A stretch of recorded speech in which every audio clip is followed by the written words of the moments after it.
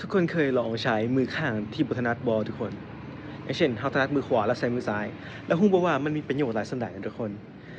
การใช้มือข้างบ่ถนัดทุกคนจะช่วยพัฒนาสมองได้ดีด้วยความที่มือแต่ละข้างเนาะเชื่อมโยงกับสมองคนละซีกกันดังนั้นการที่เราใช้มือข้างที่บ่ถนัดทุกคนช่วยพัฒนาความคิดสร้างสรรค์และการแก้ไขปัญหาได้ดีนะทุกคนนอกจากนี้ยัง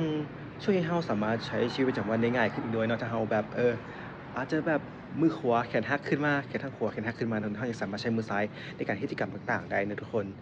คือถ้าจะเริ่มง่ายๆการเริ่มง่ายๆก็อาจจะเริ่มเป็นการเขียนตัวหนังสือด้วยมือซ้ายก็ได้หรือเปลี่ยนมา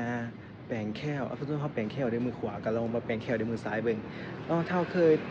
กิน